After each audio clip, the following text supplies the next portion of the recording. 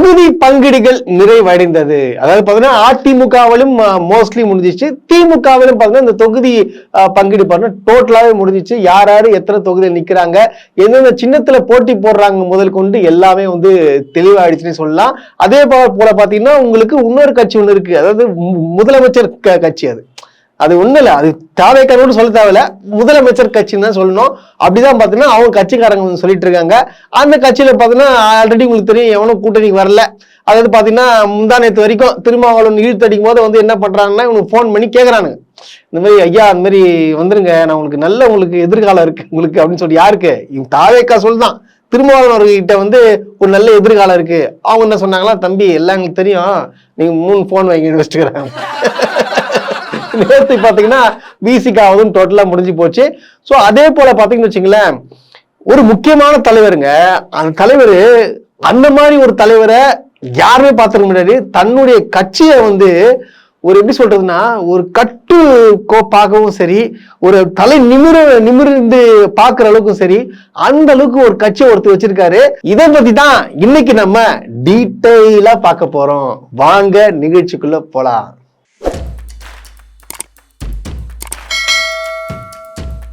அவ்வளவுதாங்க, all over. அதாவது திமுக பொறுத்த வரைக்கும் அவன் உடைச்சுன்னு வந்துருவான், இவன் உடைச்சுன்னு வந்துருவான் அப்படின்னு சொல்லிட்டு ஏகப்பட்ட பேச்செல்லாம் வந்துச்சு. அதெல்லாம் தவிர்த்தெறிஞ்சு ஒரு பாத்தீங்கன்னா ஒரு வெற்றி கூட்டணியோட வந்து களம் இறங்க போறாங்க. ஆல்ரெடி அவங்க இறங்கிட்டாங்க. இதுல எந்தெந்த கூட்டணி பாத்தீங்கன்னா, திராவிட முன்னேற்ற கழகம் திமுக பாத்தீங்கன்னா 168 பிளஸ், அதாவது 168 தொகுதியில பாத்தீங்கன்னா திமுக வந்து போட்டிடுது. அது போல பாத்தீங்கன்னா 7 கட்சிகள் பாத்தீங்கன்னா வந்து உதயசூரன் சின்னத்துல வந்து போட்டி போடுதுங்க. காங்கிரஸ் பொறுத்த வரைக்கும் பாத்தீங்கன்னா உங்களுக்கு ஆல்ரெடி தெரியும் 28 தொகுதிகள் வந்து ஒதுக்கப்பட்டிருக்கு. தேசிய முற்போக்கு திராவிட கழகம் அதாவது நேற்று பாத்தீங்கன்னா 10 தொகுதிகள் வந்து சைன் ஆயிருக்கு. அப்புறம் பாத்தீங்கன்னா விசிகா அதாவது விடுதலை சிறுத்தை கட்சிகளுக்கும் பாத்தீங்கன்னா வந்து கிட்டத்தட்ட வந்து 8 தொகுதிகள், 6 வந்து பொது தொகுதி, 2 தொகுதி பாத்தீங்கன்னா தனி தொகுதியா வந்து கொடுத்திருக்காங்க. மார்க்சிஸ்ட் கம்யூனிஸ்ட் கட்சி பாத்தீங்கன்னா 5 தொகுதியில் நிக்குது. அப்புறம் பாத்தீங்கன்னா இந்திய கம்யூனிஸ்ட் பாத்தீங்கன்னா 5 தொகுதி, மதிமுக 4, IUMS 2, மாமக 2, அப்புறம் பாத்தீங்கன்னா இந்த கொங்கு மண்டலம் இருக்காங்க பாத்தீங்கன்னா அவங்களுக்கு பாத்தீங்கன்னா 2 தொகுதிகள் வந்து கொடுத்துருக்காங்க. இதுல எந்தெந்த கூட்டணி கட்சிகள் வந்து உதயசூரியன் சின்னத்துல வந்து போட்டி போடுறதுன்னு பாத்தீங்கன்னா, மதிமுக வந்து 3 இடங்களிலும், மாமக கொங்கு மண்டலம் 2 இடங்களிலும் வந்து போட்டியிடுது. அது போக பாத்தீங்கன்னா மொத்தம் பாத்தீங்கன்னா 7 தொகுதிகள், அதாவது மதிமுக, மாமக, கொங்கு மண்டலம் மொத்தமா சேர்ந்து 7 தொகுதி பாத்தீங்கன்னா உதயசூரியன் சின்னத்துல வந்து அவங்க வந்து போட்டியிடுறாங்க. சோ இதுல என்ன விஷயங்கள் பாத்தீங்கன்னா, இப்போ வந்து நடுவுல இந்த கூட்டணியில தலைவர்கள் வந்து ஒத்துக்கிறாலும் கட்சியுடைய பாத்தீங்கன்னா விசிக கட்சியுடைய தொண்டர்கள் வந்து சிலர்ல நிறைய பேர் பாத்தீங்கன்னா அதிருப்தியில இருக்காங்க. அது என்னன்னு பாத்தீங்கன்னா, தேசிய முற்போக்கு திராவிட கழகத்துக்கு வந்து நீங்க வந்து 10 சீட்டு கொடுத்துருக்கீங்க, நீங்க வந்து எங்களுக்கு ஏன் நீங்க கொடுக்கல, அதாவது 8 தொகுதிகள் தான் கொடுத்துருக்கேன் அப்படின்னு சொல்லிட்டு சொல்றாங்க. இது வந்து அவங்களுடைய அவங்க எண்ணங்கள் படி பார்த்தோன்னா அவங்க யாரை கண்டிப்பா வந்து அவங்க கருத்து தெரிவிக்கிறது வந்து அது கரெக்ட் தான். ஏன்னா பாத்தீங்கன்னா அவங்க கேட்கிற கேள்வி என்னன்னு பாத்தீங்கன்னா, நீங்க வந்து தேமுதிகக்கு 10 கொடுத்துருக்கீங்களே, நாங்க வந்து இத்தனை நாள் வந்து உங்க கூட வந்து இருந்திருக்கோம், ஆனா வந்து நீங்க வந்து 8 கொடுத்துருக்கீங்களே, நாங்க வந்து சனாதனப்படி நீங்க எந்த அளவுக்கு போராடுறோம், பிஜேபி எதிர்த்து செயல்படுற ஒரு முக்கிய கட்சினா விசிகா மட்டும்தான், இத்தனை நாளா பாத்தீங்கன்னா தேமுதிக வந்து அந்த கூட்டணியில் இருந்தாங்க, நீங்க ஏன் அங்க கொடுத்தீங்கன்னு சொல்லிட்டு அது கேள்விகள்லாம் எழுப்புது. இது வந்து முதலமைச்சர் மு.க. ஸ்டாலின் அவர்கள், அதாவது திமுக தலைவர் வந்து அது என்ன ஸ்ட்ராட்டஜி பிளான் போட்டு வச்சிருக்காருன்னு சொல்லிட்டு எனக்கு தெரியல. பட் ஆனா விசிகா தொண்டர்கள் என்னதான் தலைவர் வந்து இல்ல நமக்கு வந்து சீட்டு முக்கியம் இல்ல, நமக்கு பாத்தீங்கன்னா வந்து கொள்கை தான் முக்கியம், இந்த கொள்கையை வச்சு நம்ம பயணிக்கணும், அதனால நம்ம இன்னும் ஸ்ட்ராங்கா வளர்ந்துருக்கோம் அப்படின்னு சொல்லிட்டு என்னதான் சொன்னாலும் அக்கூட்டணியில இருக்கிற வந்து தொண்டர்கள் வந்து அதிருப்தி தெரிவிக்கிறாங்க. எப்படி இருந்தாலும் அவங்க மாறிடுவாங்க, எல்லாம் ஒன்று சேர்ந்து வழிக்க போறோம். திமுகவும் சரி விசிகாவும் சரி வந்து இந்த 2 கூட்டணியும் சரி யாராலையும் வந்து பிரிக்க முடியாது. 2 பேருமே பாத்தீங்கன்னா வந்து களத்துல வந்து இவங்க 2 பேர் வேலை செஞ்சு வச்சுக்கலாம், ஆப்போசிட்ல இருக்கிறவங்க ஓடி போயிடுவான். சோ அந்த அளவுக்கு வந்து களம் வந்து சூடு பிடிக்க போகுது. அதாவது பாத்தீங்கன்னா விசிகா நிற்கக்கூடிய தொகுதிகள்ல திமுக சேர்ந்த தோழர்கள் தொண்டர்கள் பாத்தீங்கன்னா இறங்கி வேலை செய்ய போறது உறுதி. அதே போல விசிகா நண்பர்களும் சரி அவங்களும் இப்படி வேலை செய்ய போறாங்க. அதாவது வெற்றி கூட்டணினா இதான் கூட்டணி. இது போல வந்து நான் ஒரே ஒரு சின்ன ஒரு விஷயத்த வந்து நான் சொல்லிக்க விரும்புறேன். திருமாவளவன் அவர்களை பத்தி வந்து பாத்தீங்கன்னா, அவருக்கு நான் எப்படி ஏன் செய்யணும் நன்றி சொன்னேன்னு வச்சுங்களேன், கேமரா தாண்டி போயிடும், வந்து தலை தெரியாது. ஸோ அதனால மிக்க நன்றி உங்களுக்கு. ஹேட்ஸ் ஆஃப் டு யூ தோழரே. பாத்தீங்கன்னா திருமாவளவன் அவர்களுக்கு ஒரு மிகப்பெரிய நன்றிகள் வாழ்த்துக்கள். ஏன்னா அவருக்கு எல்லாருமே பார்த்துன்னு வச்சுக்கலாம், ஒரு அரசியல் கட்சி தொடங்கினா எனக்கு இத்தனை சீட் வேணும், அத்தனை சீட் வேணும், அதாவது கேட்பாங்க. குடுக்கல்லாம் வந்து வேற எந்த கட்சியில கொடுத்தாலும் வந்து போயிடக்கூடிய ஆட்கள் தான் அதிகம். ஆனா திருமாவளவன் மட்டும்தான் தன் கொள்கைக்காக திமுக எதிர்த்து வந்து பாஜக எதிர்த்து போராடுது. அதே போல நம்மளும் போராடுறோம். கட்சி சீட் எல்லாம் முக்கியம் இல்லை, எனக்கு கொள்கை முக்கியம், பாஜக வீழ்த்தி ஆகணும், அதுக்காக நான் என்ன வேணா பண்ண தயாருன்னு சொல்லிட்டு நிக்கிறான் பாரு, அவன் தான் தலைவர். மிகப்பெரிய ஒரு எப்படி எனக்கு நன்றி சொல்ல வார்த்தைகள் இல்ல. முதலமைச்சர் அவர்களுக்கு ஒரு சின்ன ஒரு வேண்டுகோள், தயவு செய்து திருமாவளவன் அவர்களுக்கு பார்த்தீங்கன்னா ஒரு மிகப்பெரிய ஒரு அங்கீகாரம் கொடுக்குன்றதை வந்து நாங்க தாழ்மையுடன் வேண்டிக் கொள்கிறோம். அதே போல பார்த்தீங்கன்னா நேற்று ஒரு சுவாரஸ்யமான விஷயம் நடந்துச்சு. மக்கள் நீதி மையம் நம்ம கமலஹாசன் அவர்கள் வந்து என்ன சொல்லியிருக்காருன்னு பாத்தீங்கன்னா, எனக்கு சீட்டு வேண்டாம், ஆல்ரெடி பார்த்தீங்கன்னா வந்து தொகுதிகள் பார்த்தீங்கன்னா பிரச்சனைகள் நிறைய போயிட்டு இருக்கு. ஸோ வந்து எனக்கும் அதேதான், பாஜகன்ற தீய சக்தியை வந்து ஒழிக்கணும். ஸோ அதனால வந்து எனக்கு சீட்டே வேண்டாம், நான் எங்களுடைய கட்சியும் எங்க கட்சி தோழர்களும் நான் வந்து உங்களுக்கு உழைக்க தயாரா இருக்கும்னு சொல்லிட்டு ஒரு சீட்டு கூட இல்லாம அவங்க வந்து வெறும் ராஜ்யசபா சீட் மட்டும் கொடுத்துருக்காங்களா. ஸோ அதை வச்சு நான் பார்த்தேன், அடுத்த எலெக்ஷன்ல பாத்துக்கலாம்னு சொல்லிட்டு மு.க. ஸ்டாலின் அவருக்கு நான் கூட நிற்பேன் அப்படின்னு சொல்லிட்டு ஒரு வெளியே வந்திருக்காரு. அவருக்கும் மிகப்பெரிய நன்றிகள். ஏன்னா என்னதான் இருந்தாலும் சீட்டு கொடுத்தாதான் நிற்பாங்க, ஆனா அவங்க மத்தியில இவங்க கெத்தா நிக்கிறாங்க பாரு, அது மிகப்பெரிய ஒரு பாராட்டக்கூடியவை தான் சொல்லணும். அதே போல வந்து இந்த சைடு வந்து எடுத்து வச்சுன்னா இவங்க வந்து கொள்கைவாதிகள். அதாவது பாத்தீங்கன்னா இந்த பக்கம் அதிமுக சைடு வந்தீங்கன்னா அங்க ஒருத்தர் இருக்கிறாருங்க, அவருக்கு எத்தனை தடவை ஹேட்ஸ் ஆஃப் சொன்னாலும் வந்து பத்தாது. ஏன்னா அப்படியாப்பட்ட ஒரு தலைவருங்க. அவரு வந்து வேற மாதிரி அவரு எப்படி சொல்றது, அதாவது கட்சி பேர் பாத்தீங்கன்னா தமிழ் மாநில காங்கிரஸ். இந்த கட்சி பேர் சொல்லியிருக்காங்க, ஏதாவது நோட் பண்ணி வச்சுக்கோங்க.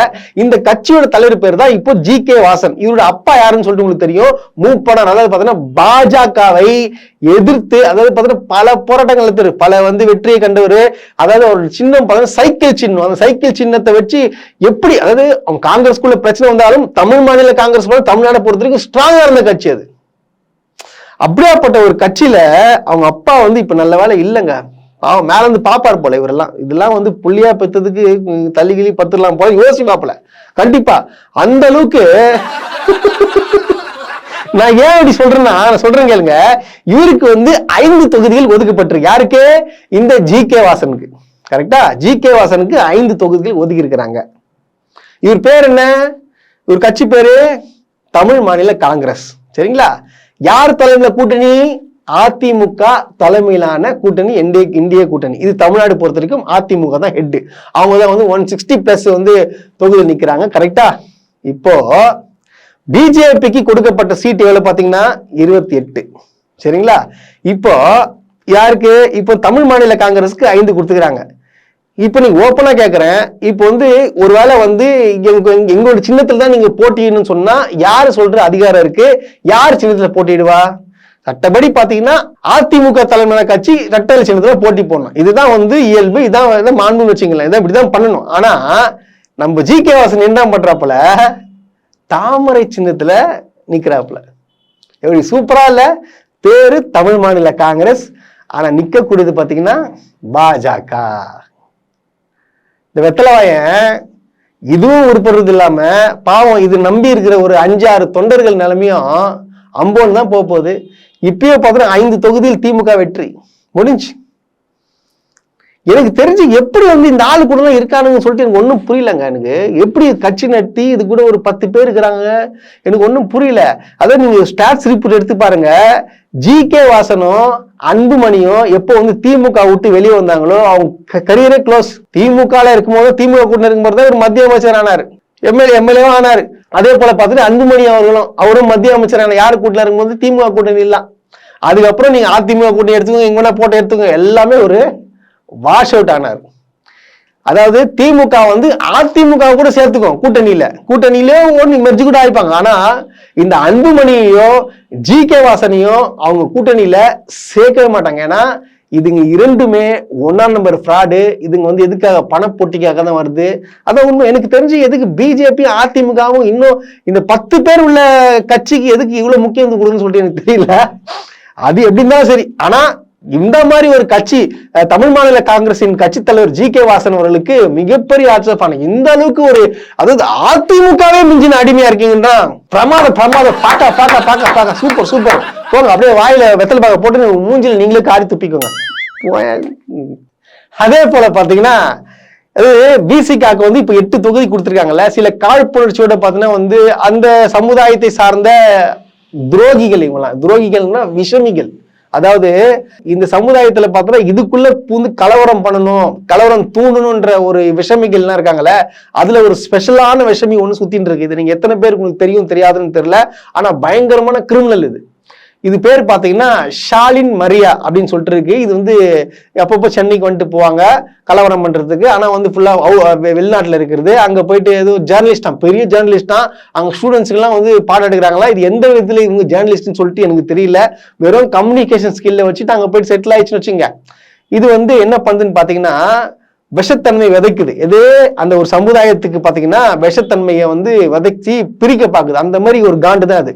இது என்ன ஒரு போஸ்ட் போட்டுக்குது பாத்தீங்கன்னா, அதாவது அந்த வேங்கை வாசல் இந்த டேங்க் இருக்கு, அதை போட்டுட்டு கீழே வந்து திருமாவளவனை 8 தொகுதியிலும் தோற்கடிக்க வேண்டும் அப்படின்னு சொல்லிட்டு போகுது. இந்த அம்மா பெரிய அப்பாட்டாக்கரு.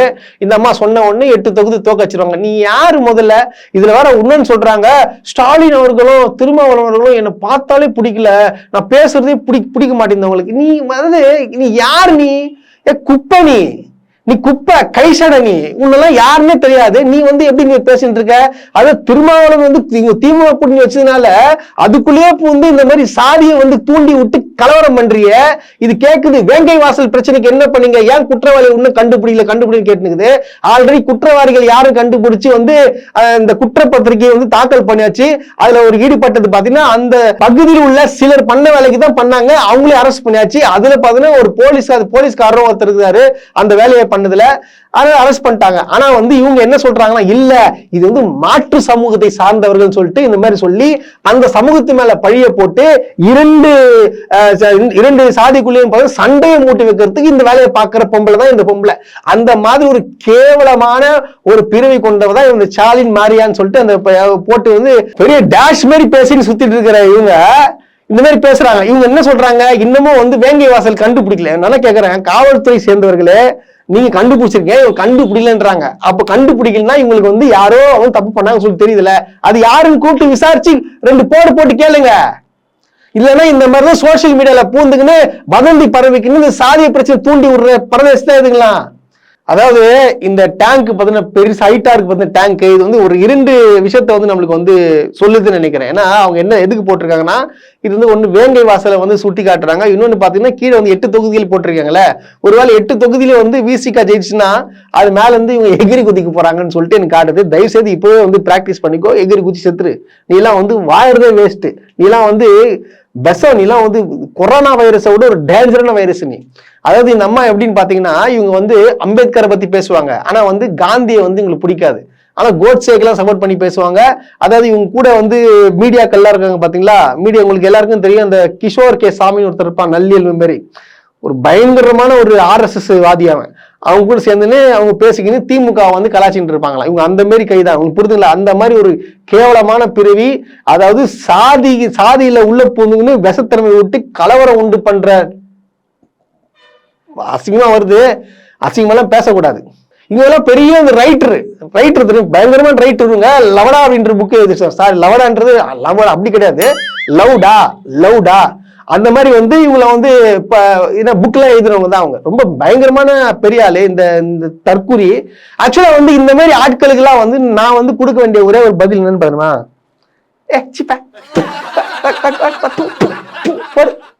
சில்றப்பா இப்படிதான் இதெல்லாம் கொடுக்கணும்.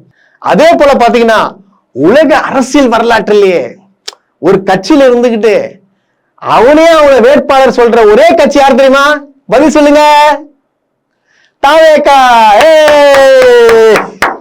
உங்க மைண்ட் வாய்ஸ் காட்ச் பண்ணிட்டு நீங்க தாவேகா சொல்றதை கண்டுபிடிச்சிட்டேன். அதனாலதான் உங்களுக்கு வந்து நான் வாழ்த்துக்கள் சொல்லி இருப்பேன். அது வேற யாரும் இல்ல, நம்ம ராஜ்மோகன். இது வரைக்கும் எல்லா மேடையும் நான் பாத்துட்டேங்க. எல்லாரையும் அவங்க வேட்பாளர் அறிவிச்சிட்டாங்க. இது ஒரு தொகுதிக்கு நேற்று போயிருக்கு போல இந்த பீஸ், இந்த லூசுமா. அங்க போயிட்டு இவரு அனௌன்ஸ்மெண்ட் பண்ணிக்கிறாரு, நான் தான் உங்க வேட்பாளர், இனிமே களத்துல சந்திப்போம். அக்கா உங்க வீட்டுல நைட்டு சாப்பாடு, அண்ணன் உங்க வீட்டுல காலைல சாப்பாடு. இது பிரச்சாரமா? எப்படி அவங்க வீட்டுல போய் சாப்பிடுறது பிரச்சாரம்? பாத்துக்கோங்க. இங்க பயங்கரமான ஒரு ஆட்களா இருக்கா போல, ஆளா இருக்கா போல இந்த லூசு மோகனு. பயங்கரம் பிரமாதம். இந்த வீடியோ பாருங்க, பொய் சொல்ல பாருங்க, இந்த வீடியோ பாருங்க. பேசுறதுக்கு ஒண்ணுமே இல்ல. களத்துல இறங்க போறேன். உங்க வீட்டு பிள்ளை உங்களை தேடி வர போறேன். வெற்றி தலைவரின் ஆணையோடு வர. இனி உங்க வீட்டுல தான் எனக்கு சாப்பாடு. நாளை காலை டிஃபன் உங்க வீட்டுல, லஞ்ச் அண்ணன் வீட்டுல. ஜெயிக்கலாமா? வெற்றி நிச்சயம். எழும்பூர் வெற்றி தலைவரின் வெற்றி கோட்டை. வெற்றி வணக்கம். பாத்தீங்களா எந்த அளவுக்கு ஒரு அருமையான மகத்தான ஒரு வேட்பாளர் இருந்தான். அவரே ஒரு வேட்பாளர் ஆரம்பிச்சுக்கிறார். அது வரைக்கும் நான் சொல்ல. அப்புறம் பார்த்தா சிடிஆர் நிர்மல்குமார் சொல்ல. யாருமே சொல்ல. ஏன் இந்த லைலா காலேஜ் ஓடுற அவனும் பாத்தீங்கன்னா ராஜ்மோகன் வேட்பாளர் சொல்ல. ஆனா இவரே வந்து கடைசியில நான் தான் எழும்பூர் தொகுதி வேட்பாளர் கொக்கி குமார் அப்படின்ற மாதிரி நான் உங்க வீட்டுல சாப்பிடுறேன். பிரமாதம் நடே, பிரமாதம். வேற மாதிரி ஹேட்ஸ் ஆஃப் லூஸ் மோகா, ஹேட்ஸ் ஆஃப்